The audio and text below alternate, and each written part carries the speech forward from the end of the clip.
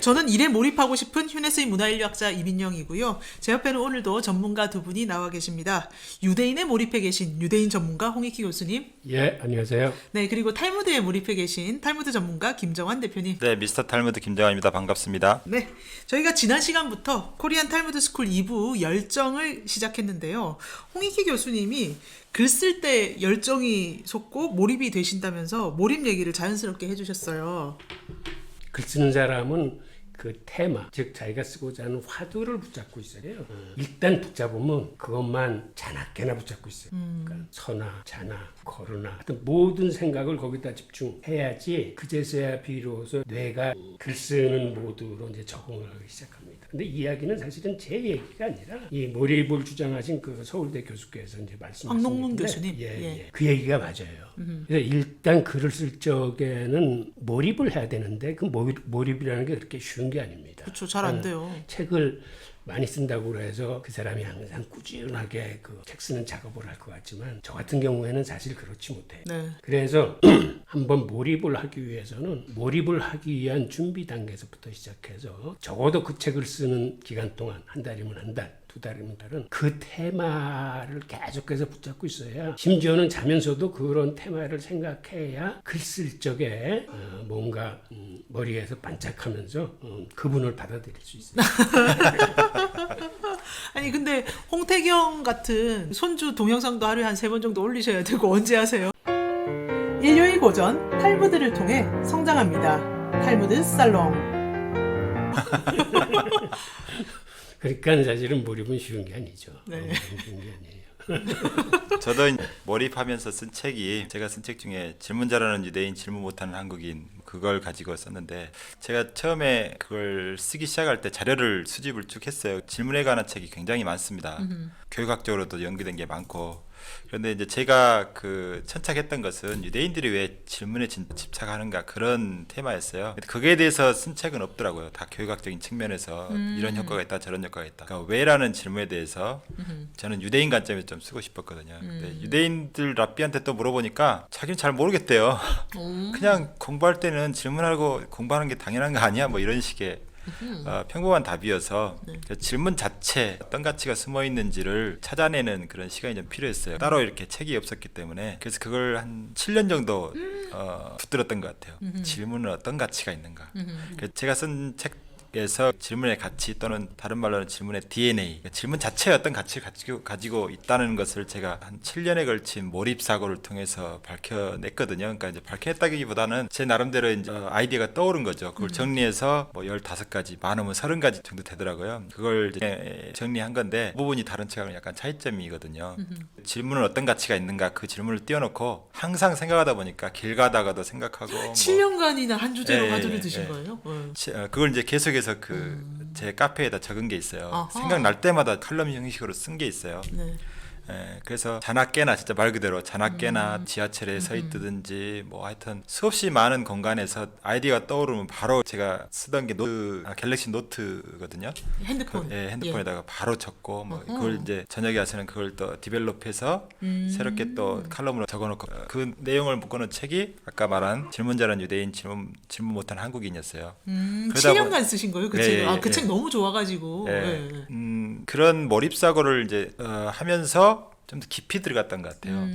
그래서 질문에 대해서 확실히 또 제 거가 되는 뭐 누르기만 해도 질문에 대해서 쭉쭉쭉 튀어나올 정도로 그 시간을 통해서 정말 질문에 대해서 깊이 또는 넓게 생각했던 시간인 것 같아요. 그래서 전 나름대로 그 책을 보면서 정말 심혈을 기울였다. 그리고 다른 책하고는 좀 차이점이 있게 썼다 이렇게 생각하고 있어요. 그게 왜 가치가 있냐면 그 책만큼은 제가 천착하는 주제였기 때문에 제목에도 나오지만 한국인들은 질문을 잘 못하고 또 질문하는 사람을 싫어해요. 네.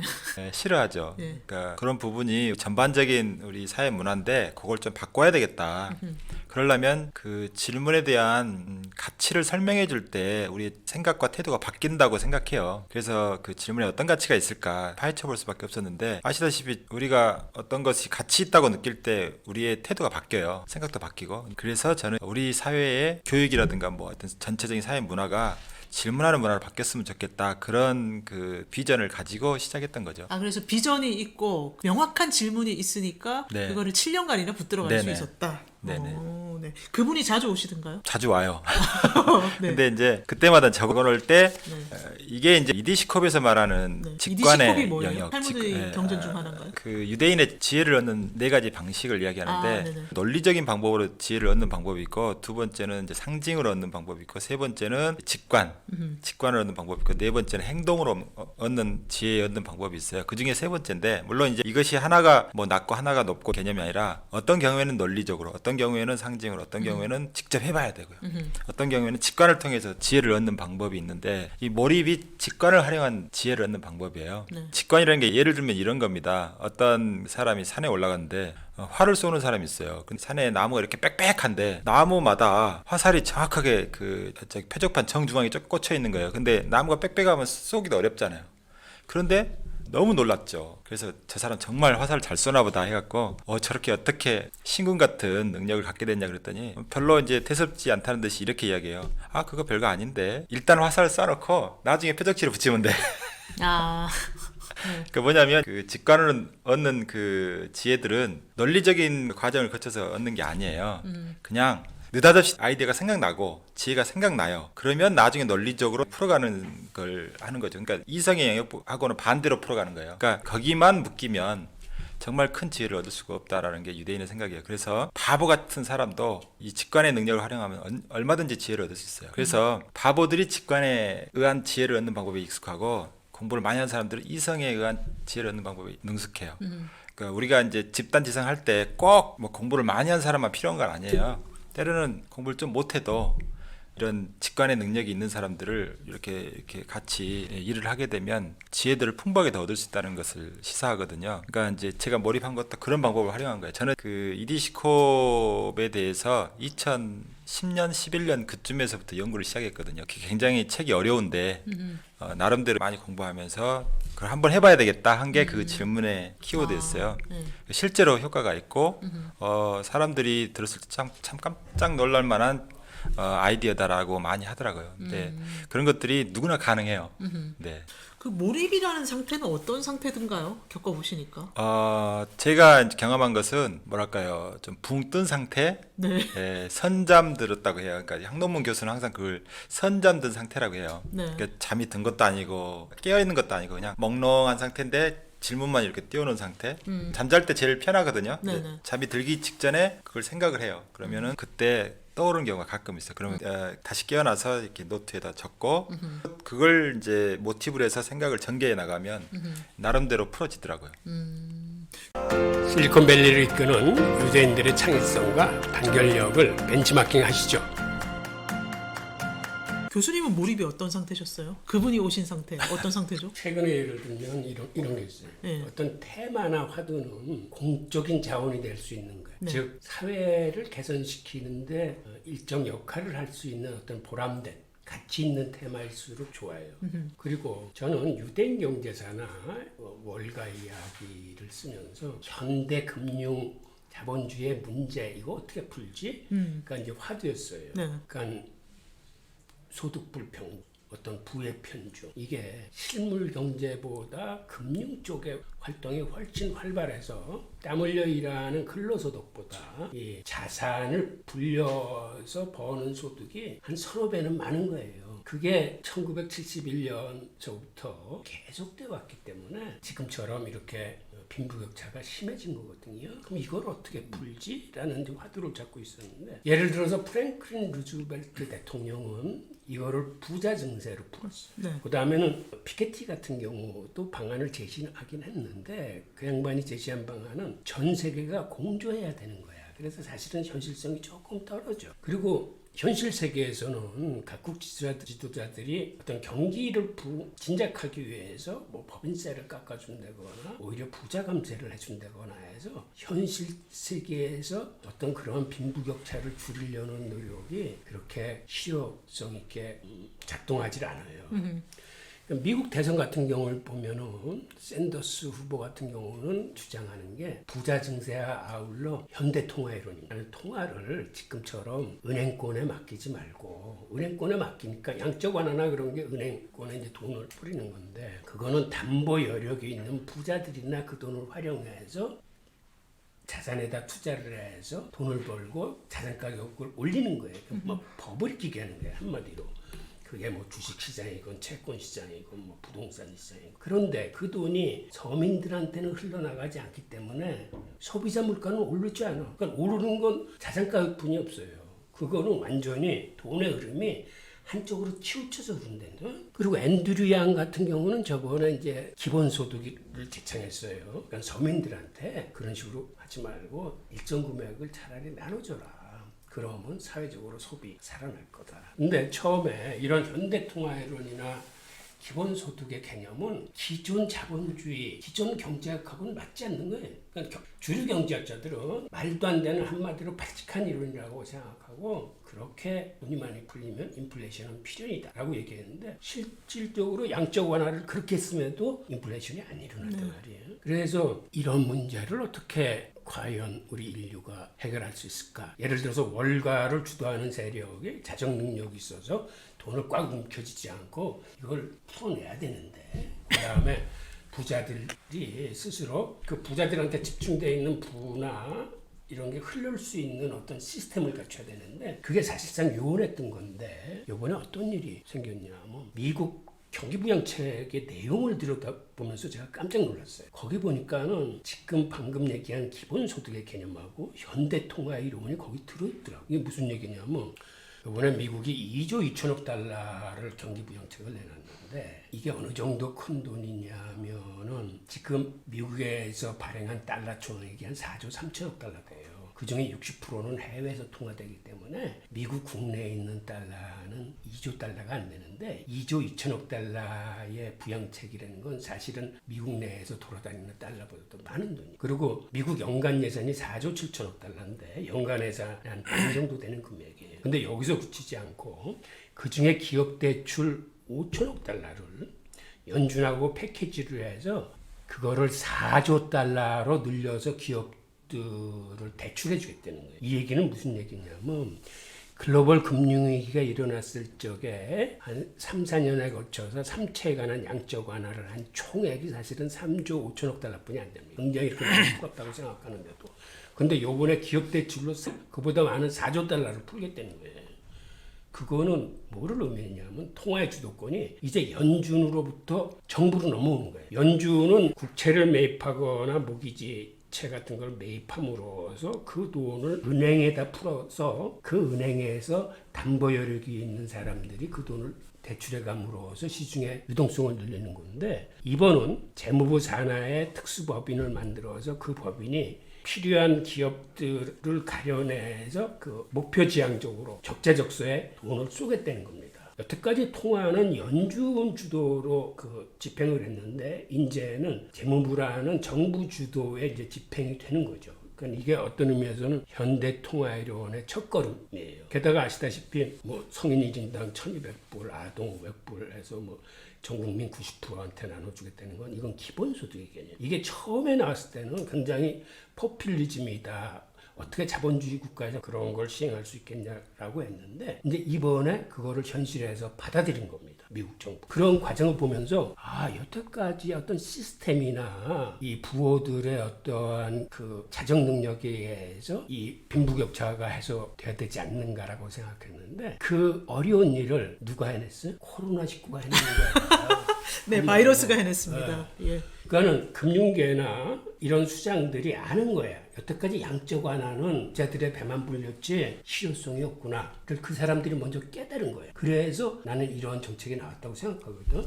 근데 그거를 인위적으로 정책적으로 하려고 그러면 안 됐을 텐데 요번 같은 긴급재난 상황 때 이거를 일거에 시스템을 바꾼 것 같아요. 물론 긴급사항이니까 이게 일시적일 수도 있지만 그 규모나 양이나 한번 이렇게 일단 길들어지면 이거는 통화금융판을 바꾼 거라고 생각해요. 그래서 코로나 이전과 이후가 여기서 확 달라집니다.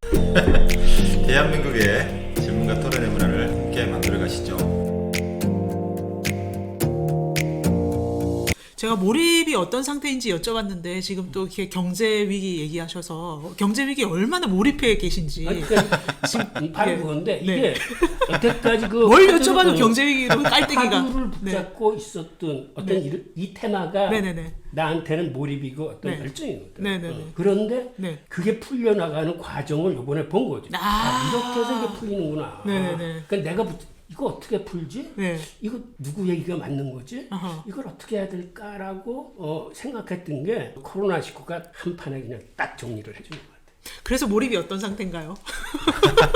그러니까 아직 대답을 안 이게 하셨어. 몰입을 통해서 네. 퍼즐이 맞춰지는 거죠. 네. 그러니까는 글을 쓸 적에도 흐름은 알겠는데 네. 디테일한 걸 맞추는 거는 사실은 뭐 9911이나 자료 수집이나 이제 이런 걸로 맞추는데 어느 한 순간 자기가 갖고 있던 풀리지 않은 의문이 딱 풀릴 때가 있어요. 네네네. 아 이게 이렇게 해서 이렇게 되는 거구나. 네. 그러니까 현대 금융자본의 문제가 이런 식으로 풀려나가는구나 하는 그러니까 퍼즐이 맞는 어떤 그러한 희열을 좀 맛봤다고. 요 희열은 언제 느끼셨어요? 한순간에 빡 느끼셨어요? 미국 부양책의 네. 내용을 들여다보면서 그래서 네. 내가 당장 기고문을 써가지고 언론사에 보내서 이제 그게 이제 4페이지 걸쳐서 네네. 칼럼으로 나왔는데 그걸 딱 보면서 내 느낌이 막 충만해져 오니까 야 이거 알려야겠다. 어느 정도 그 갖고 있던 화두에 대한 답을 얻은 거예요. 그런 순간은 주로 밤에 찾아오나요? 그건 시도 때도 없어. 아, 언제 시도- 찾아올지 몰라. 막 몇 시간 동안 계속 지속되기도 하나요? 그러면 오. 심한 경우는 한 2, 3일 지속돼서 네. 이 뇌 회전 속도가 빨라가지고 그 다음에는 쉬고 싶고 자고 싶어도 이 잠을 잘 못. 그러니까 이런 것 같아요. 네. 달인 시리즈 아시죠? 그 뭐 생활의 달인. 예. 생활의 달인 보면은 뭐 5,000원짜리 이렇게 벽에다 쫙 붙여놓고 조금 다른 거 찾아내는데 우리는 아무리 봐도 못 찾아내잖아요. 네. 근데 그 사람은 이 돈 세는 게 맨날 일이다 보니까 금세 찾아내고 그러더라고요. 예, 그건 뭐냐면 몰입을 한다는 것은 나의 모든 신경과 감각을 아주 예민하게 만들어 놓는 거죠. 그러니까 조금만 다른 것도 다른 사람은 그냥 지나가지만 나는 예민하니까 그걸 잡아내는 거죠. 네. 순간 포착으로. 그러니까 우리는 안 보이는 것을 몰입하는 사람의 눈에는 보이고 그러니까 그걸 가지고 뭐 글을 쓴다든지 그럴 수 있는 것 같아요. 서울대 황동문 교수님의 몰입이라는 책 한 10년 전에 엄청 유행했잖아요. 그 책 보면은 미하이 칙센트 미하이라는 그 미국 학자를 인용하면서 쓴 건데 칙센트 미하이도 10년간 자기가 연구를 해봤더니 사람들한테 삐삐 같은 거를 이제 나눠주고 랜덤으로 하루에 몇 번씩 누르는 거예요. 딱 그 순간에 무슨 생각하고 있었냐, 어떤 감정을 느꼈냐. 그래가지고 10년 동안 데이터를 쌓아보니까 사람들이 너무나 행복했다고 할 때 뭔가에 몰입하고 있었던 거예요. 육체나 정신을 한계까지 몰아붙여서 몰입했다. 뭐 이런 식으로 나오더라고요. 예. 이거를 최근에 비슷한 논조의 책인데 제목을 너무나 팬시하게 바꿔서 나온 책이 있어요. 제목은 딥워크인데요. 네. 예, 깊은 일을 해야 된다는 거죠. 예. MIT에서 컴퓨터 공학 박사 받고 조지타운대 컴퓨터 공학과 교수하는 분이 이제 쓴 건데 이 사람이 말한 딥워크의 정의가 이거예요. 인지 능력을 한계까지 밀어붙이는 완전한 집중의 상태에서 수행하는 직업적 활동. 그리고 딥워크는 새로운 가치를 창출하고 능력을 향상시키며 현재의 지적 역량에서 마지막 한 방울까지 가치를 짜내는 데 필요한 것이다. 이 정의에 동의하시나요? 대체로 동의할 수 있을 것 같아요.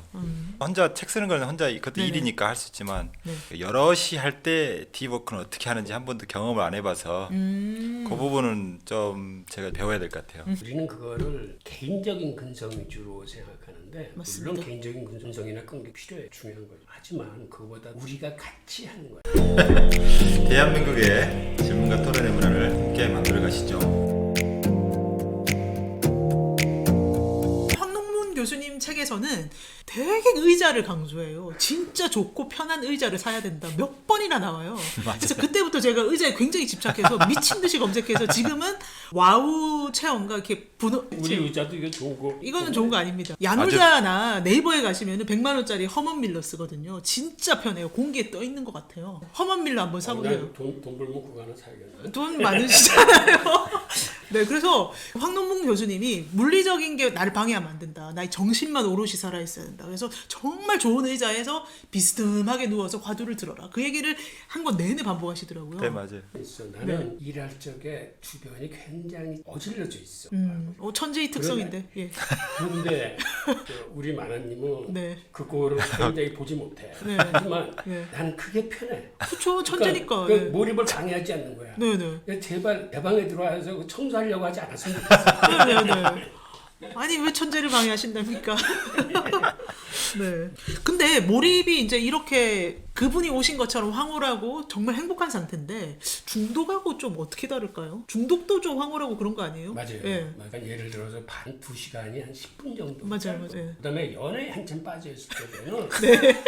시간이 너무 빨리 가서 네. 그 가는 시간이 아까워. 네. 하지만 지루한 강의 들을 적에는 시간이 너무 길어. 그러니까 1분이 시간이 하루 그러는데 같아. 길었다 짧았다 해. 예. 근데 차이는 저거 같아. 한마디로 그게 보람이 있는 일이냐, 나만 즐거운 일이냐의 차이인 것 같아요. 근데 보람도 있으면서 나만 즐거운 일이면 그건 대박인 거지. 네. 혹시 뭐 중독에 빠져본 적 있으세요?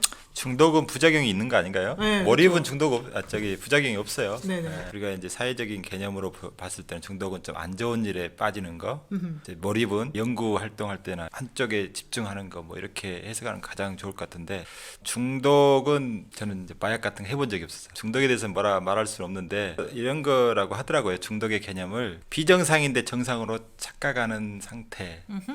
예, 네. 거기에 깊이 빠져가지고 이제 매는 걸 이제 중독이라고 보기 때문에 그러니까 우리 몸이 니코틴에 중독됐다 그러면 니코틴이 들어있는 상태를 정상으로 착각하는 거죠. 그렇죠. 네. 그래서 그 정상 상태를 유지하기 위해서 계속 니코틴을 넣어야 되는 그런 상태가 된 거죠. 나는 사실 중독에 여러 번 빠져봤는데 네.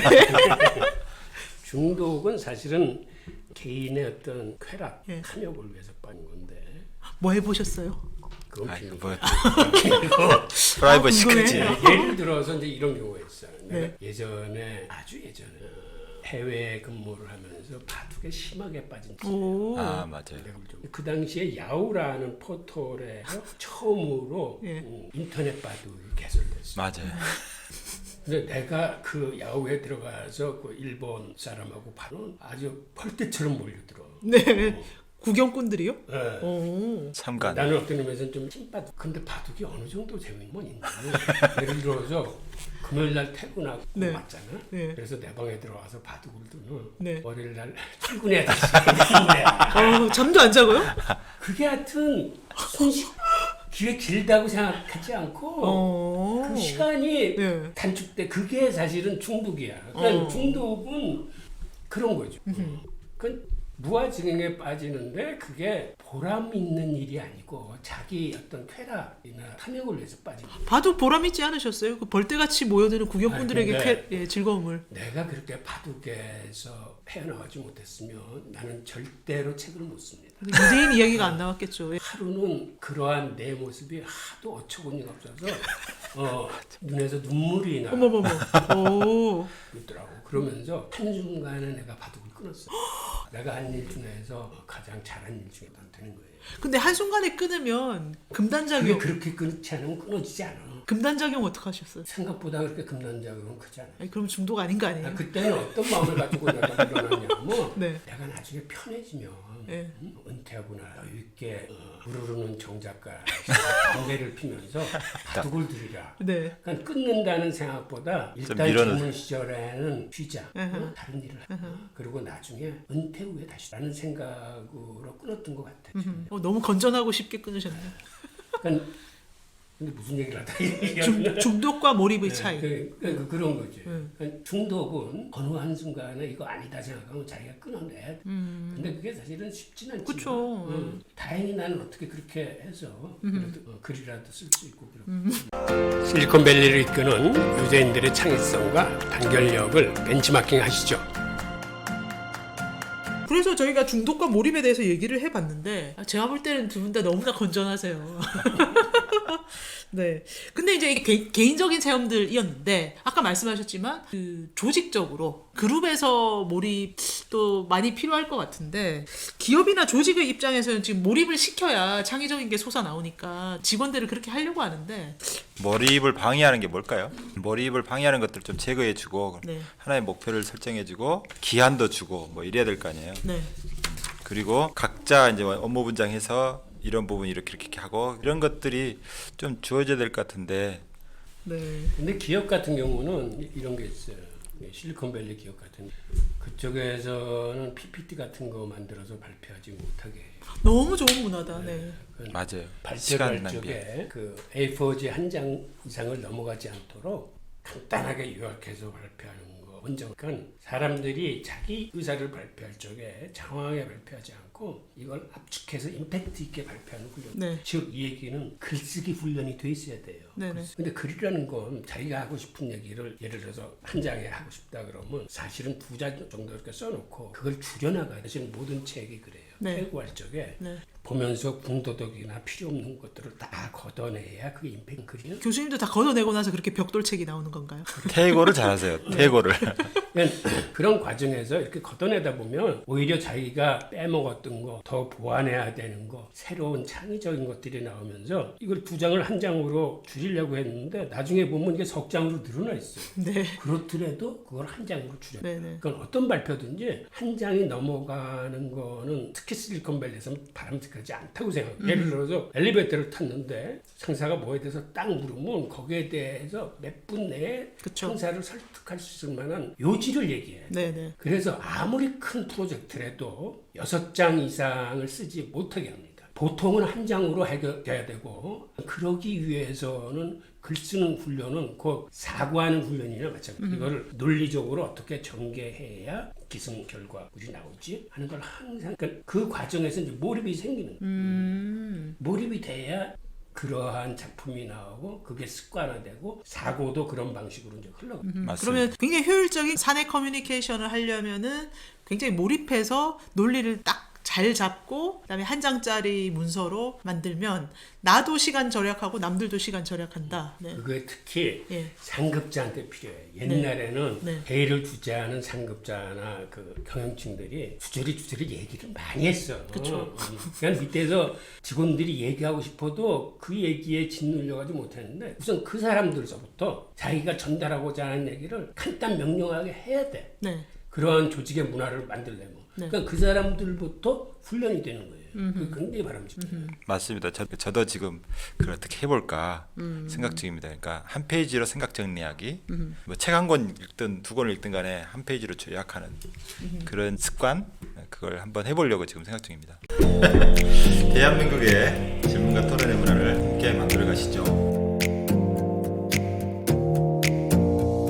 그 한 페이지로 커뮤니케이션 하는 기업 문화가 요즘에 붐인 그 디지털 미니멀리즘이라는 문화하고도 좀 닿아 있는 것 같은데요. 요즘에 많은 회사에서 사내 메신저가 있어요. 그래서 궁금한 거나 커뮤니케이션 할 거 메신저로 바로바로 주고받는데 그걸 하다 보면 하루 종일 왔다 갔다 하다 보면 되게 정신이 없어요. 뭘 해도 몰입이 안 돼요. 책 읽어도 깊이 못 들어가고 메일, 메신저 이런 게 되게 피상적인 일이거든요. 딥워크 저자가 그렇게 얘기를 해요. 그래서 이런 거 다 없애야 기업에 있는 직원들이 몰입을 해서 더 생산성 있는 일을 할 수가 있다 얘기를 합니다. 그래서 요새는 그 디지털 안식일이라는 거 나오잖아. 그쵸. 안식일에 아무 일을 안 하지 안식일에 정보에 해방된 SNS나 뭐나 메신저나 네. 들여다보지 않는 거야. 네네. 다른. 네. 그러면서 오롯이 자기 테마에 해보셨나요? 아니 그것도 이제 습관인데 유대인들이 그런 안식을 지키는 게 보통 좋은 습관이 아니라는 거죠. 그러니까 그쵸. 그때는 전자제품이 전부 못 써요. 네. 그 버튼 누르는 게 다 일이기 때문에 네네. 일하면 안 된다고 그래가지고 아무것도 못 해요. 네.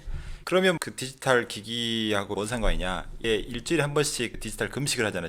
네. 그런 훈련을 거치면 어떤 게 좋아지냐면 컨트롤을 할 수가 있어요. 네. 내가 원할 때는 디지털 네. 이 기기를 쓰고 원하지 않을 때는 얼마든지 밀쳐낼 수 있고. 근데 그런 시간을 안 갖는 사람들은 그 디지털 기기에 계속해서 이렇게 쓰다 보니까 이걸 끊는 게 되게 어려워해요. 그렇죠. 근데 중독돼요. 일주일에 한 번씩 끄는 연습을 하면 이거는 중독이 안 되잖아요. 중간에 중독 되려 그러면 일주일에 한 번 쉬고 이렇게 하다 보면 또 쉬고 그러니까 절제가 되는 거고 네네. 나중에 디지털 기기에 끌려가는 게 아니라 디지털 기기를 내가 컨트롤하게 되는 능력이 생긴다 그래요. 네. 사실은 우리가 SNS에 중독되는 게요. 우리가 약한 것도 있지만 페이스북 같은 그런 SNS에서 정교하게 설계를 했기 때문이거든요. 우리 인간의 중독되는 속성을 너무나 잘 파악해서 설계 단계에서부터 계속 중독되도록 만드는 거예요. 알고리즘을. 게임 만들 때 그래요. 그렇죠. 그래서 페이스북에도 원래는 좋아요가 기능이 없었는데 요거를 하나 딱 설계하고 나니까 사람들이 미친 듯이 막 누르면서 더 빠져드는 거예요. 내가 막 주목받는 것 같고 인정받는 것 같고. 예.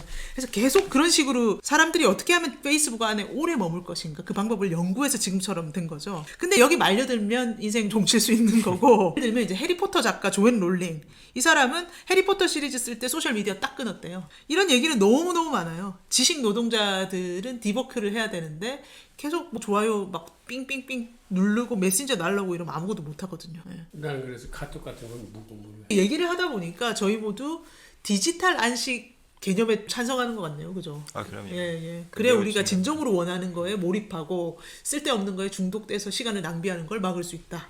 요새는 정보의 홍수라 그거를 그냥 방치해두면은 너무 많은 정보가 흘러다니고 게다가 거기에 가짜 뉴스나 이렇게 미끼 뉴스 같은 게 많아가지고 네. 사실은 혼란스러워요. 네. 그래서 유튜브도 제가 보기에는 이게 점점 더 정화되어 가거나 진정한 프로만 살아남는 이제 그러한 형태가 될 겁니다. 앞으로는 나름대로의 이제 큐레이터 나오고 전문가가 나오고 뭐 하면서 이제 사람들이 자기가 필요한 정보 그리고 그 필요한 정보 중에서도 들을 만한 정보를 이제 골라낼 수 있는 힘이 생기고 나머지는 이제 배격할 수 있는 그런 시스템이 올 겁니다. 근데 이제 저희가 아까 SNS에 끌려다니지 말자는 얘기를 했는데 교수님은 오히려 또 더 잘 쓰자는 얘기도 전에 하셨어요. 그러니까 글 쓸 때 미디어별로 용도를 잘 정해서 하자. 그게 무슨 얘기냐면 옛날에는 책을 하나 쓰려면은 관련 서적을 한 100권 정도 읽어야 비로소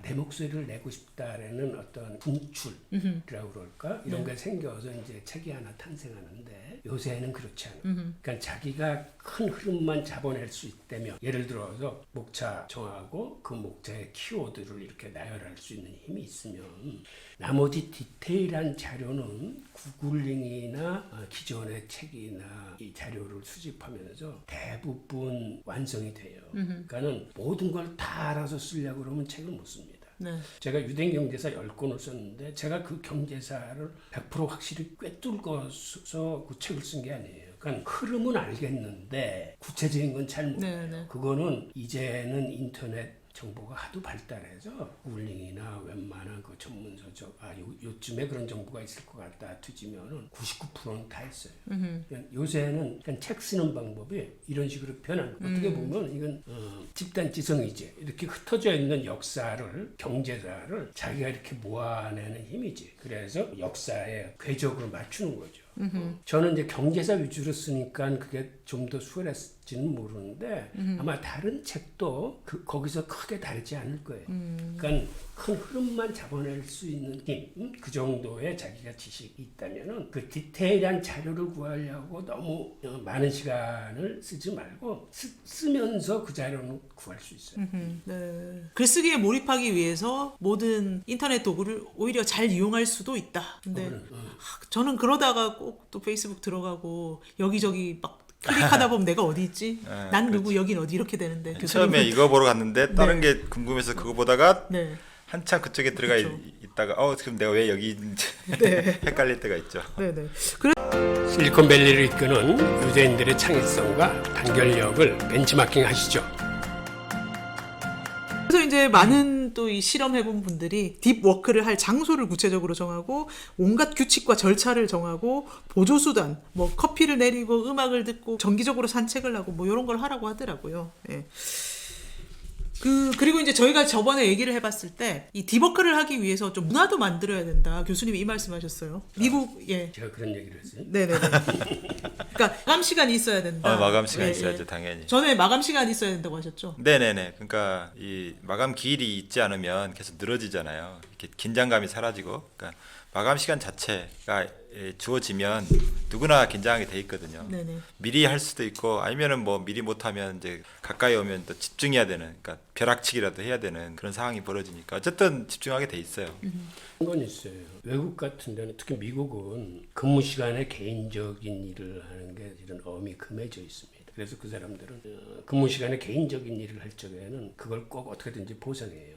근데 우리나 일본 같은 경우에는 기업 문화가 좀 틀려요. 우리는 조직의 헌신을 더 중요하게 생각하기 때문에 무슨 일이 터지면 우리는 밤샘 야근을 기꺼이 감수해요. 네. 대신에 근무 시간에는 좀 헐렁해지는 걸 눈 감아줍니다. 심지어는 옛날에는 근무 시간에 뭐 사우나 가서 좀 피곤한 몸도 풀고 오고 네네. 밤 11시까지 일하다가 또 팀원들끼리 어울려서 술도 먹고 뭐 해서 어떤 그 공동체 정신을 더 다지고 했는데 사실 어느 문화가 더 가치가 있다라고 얘기할 수는 없지만 태양은 그 시간에 대한 거를 공적인 시간과 개인적인 시간을 이제 엄격히 구분하고 그러다 보니까 그 사람들은 시간이라는 그 가치에 대해서 굉장히 민감해요. 그는 약속 시간에 늦는다거나 다른 사람의 시간을 함부로 뺏는 거는 돈을 뺏는 강도행위나 같다라고 생각해요. 그래서 누구한테 가서 상담을 받을 적에는 그 상담에 들어간 시간만큼 상담료를 내는 거를 당연한 걸로 받아들여요. 아, 한국도 그렇게 가야 될 것 같아요. 예전에 제가 무역관장 시절에 예를 들어서 호주 무역관이나 이런 데는 관장 상담을 하면 30분당 이렇게 상담료를 내고 해요. 네네. 근데 우리는 아무리 좋은 정보나 이거라도 말로 하는 거는 그건 다 그냥 무료 서비스. 무료 서비스라고 생각하지 그것 때문에 상담료를 낸다는 생각은 아직까지 우리한테는 그게 잘 없네. 네. 그런 데에서 이제 차이가 있는 거예요. 그다음에 또 마감이라는 의미는 특히 글을 쓰는 사람들한테는 사람은 워낙에 게으르고 이게 이 뭔가의 도덕적인 기준에 꽉 그래서 기계처럼 일을 하는 존재가 아니기 때문에 네. 그 일을 정해진 시간 내에 끝내기가 굉장히 힘들어요. 네. 근데 마감이라는 효과는 어떻게든지 그 사람한테 어떤 가이드라인과 그 리미트를 줌으로써 그 안에 몰입할 수 있게 강제하는 효과가 있어요. 근데 저희가 몰입에 대해서 계속 얘기를 하고 있는데 자 이렇게 해서 몰입이 잘 됐다 그러면 인류 전체에도 도움이 된다는 말씀도 전에 하셨던 것 같아요. 네, 근데 그게 과학자들의 발명이나 예술가들의 이제 작품 같은 거의 경우에 해당되는데 그 사람들은 자기가 붙잡은 화두에 대해서 이렇게 집중하다 보면 일종의 창의적인 발명이나 창의적인 예술품을 만들어내서 우리 인류한테 공헌하는 게 있어요. 네. 그런데 유대인들은 이걸 어떻게 생각하냐면 그걸 개인의 창의적인 결과물이라고 생각하지 않아요. 그들은 모든 창조는 하나님께서 하시는 거고 인간이 하는 거는 그 하나님의 섭리를 발견하는 거예요. 아, 하나님이 세상을 이렇게 만드셨고 이렇게 돌아가게 섭리를 해놓으셨구나. 그 중에 하나를 발견해서 그걸 모방해서 만들어내는 게 그들한테는 그게 발명이에요. 우리는 발명이라 그러면 인간의 창의적인 생각으로 뭔가 세상에 없던 걸 새롭게 만들어냈다고 생각하는데 그게 아니라 원래 세상에 있던 건데 인간의 눈에 보이지 않았던 건데 한 사람이 하나님의 만들어낸 설계도를 읽은 거야 한마디로. 그래서 그걸 모방해서 다시 만들어낸 거를 발명이라고 생각해요. 그래서 유대인들은 그들에게 있어서 창의적인 일이라는 건 하나님의 창조성을 세상에 만든 비밀을 발견하려는 노력이야. 근데 그게 토라 속에 숨어 있을 수도 있고 탈무드 속에 들어 있을 수도 있고 그다음에 거기서 얘기하는 질문과 토론 중에 서로 부딪힌 얘기를 통해서 창의성의 불꽃이 튈 수도 있고 하는 이런 방법으로 그거를 찾아내는 거예요. 그러니까 하나님이 말씀하시고 혹은 숨겨놓으신 비밀을 그런 식으로 이제 찾아내는 거예요. 그러면 저희가 몰입에 대해서 몰입해서 얘기를 해봤는데 몰입해서 얘기를 하다 보니까 또 그분이 오셔가지고 말씀해 주셨다거나 이거 빠뜨렸다 이런 얘기 혹시 있으세요? 토론도 하나의 몰입하는 방식이라고 생각하는데 토론을 하다 보면 질문을 받거나 또는 어떤 것에 대해서 이렇게 반박을 받거나 할 때 그게 또 반박 논리를 준비를 해야 되잖아요. 마음속에서 굉장히 집중이 잘 되는 것 맞아요. 같아요. 예. 네. 뭐 자존심도 있고 그러니까 지지 않으려고 또 내가 가지고 있는 모든 것들을 막 총동원해서 머릿속에서 막 비상이 걸리죠. 예, 그런 것처럼 질문이 하나의 그 몰입할 수 있는 씨앗이다. 제가 늘 주장하는 게 질문의 문화를 꼭 만들자. 그러면 몰입의 문화도 자연스럽게 따라오지 않을까 그런 생각을 하고 있습니다. 자, 저희가 지금까지 몰입에 대해서 얘기해봤는데요. 이 몰입을 하는데 잠시 몰입하고 끝나면 안 되고 이 끈기를 갖고 계속 끝까지 밀어붙여야 될 것 같아요. 그래서 다음 시간에는 이 열정을 펌프질을 할 수 있는 끈기에 대해서 얘기해보면 어떨까요? 네, 좋습니다. 네. 여러분 어떻게 들으셨나요? 예, 좋아요, 구독, 댓글로 마음 표시해 주시면 다음번에는 끈기에 대해서 얘기해보도록 하겠습니다. 감사합니다. 예, 감사합니다. 감사합니다. 인류의 고전 탈무드를 통해 성장합시다. 탈무드 살롱.